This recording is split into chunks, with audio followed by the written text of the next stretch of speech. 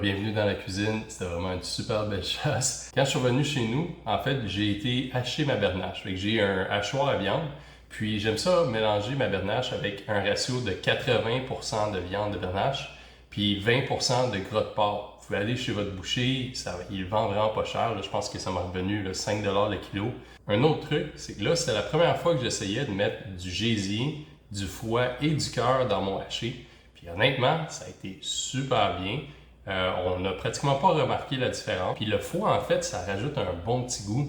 Je vous le recommande. Puis en plus, avec tous les bienfaits, les vitamines, tout ça qui viennent avec les organes, c'est une bonne façon de le consommer. La recette aujourd'hui va être d'utiliser cette outarde hachée-là pour se faire des bons hamburgers. En fait, j'aime faire une espèce de semblant de Big Mac. Puis je les ai devant moi, puis j'ai vraiment hâte de manger. On va se retrouver à la fin, une fois que je vais avoir consommé ces bons burgers.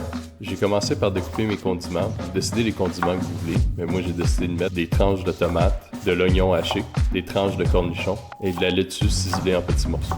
Ensuite, j'ai fait de la fausse sauce à Big Mac. Dans un petit bol, j'ai mélangé 3 cuillerées à soupe de mayonnaise avec 1 cuillère à soupe de moutarde de Dijon, 2 cuillères à soupe de ketchup, beaucoup de tabasco, mais vous décidez combien est-ce que vous en mettez, et un peu de paprika fumé. On mélange le tout comme du monde et on le met dans le réfrigérateur pendant qu'on cuit les hamburgers.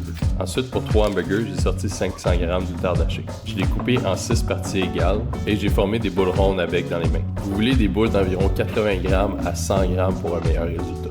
Ensuite, on va cuire tout ça dans une grande poêle en fonte ou anti-adhésive. On va la chauffer à feu médium élevé et on va rajouter de l'huile végétale. Ensuite, on rajoute nos 4 boules d'outarde hachée et on presse fermement sur les boules d'outarde avec un outil plat pour les rendre plates. Le but de les presser contre la poêle, c'est d'avoir une bonne caramélisation de la viande. Vous allez voir quand je retourne les boulettes qu'il y a une belle croûte qui s'est formée.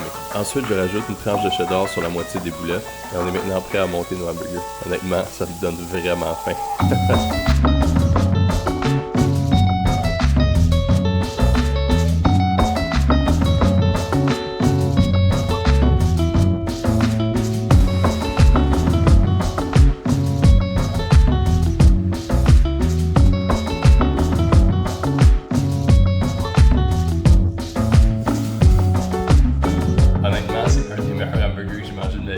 C'est pas pour me vanter, mais c'est tellement bon.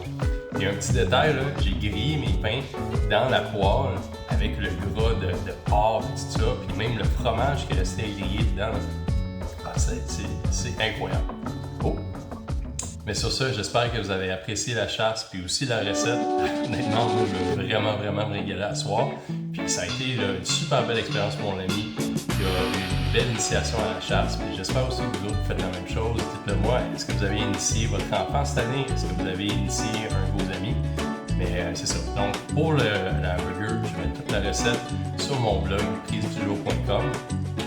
On va se revoir dans la prochaine aventure. Honnêtement, j'ai hâte en fin de semaine parce que là, c'est le chevreuil à l'arc qui s'en vient. Puis ça devrait être assez bon.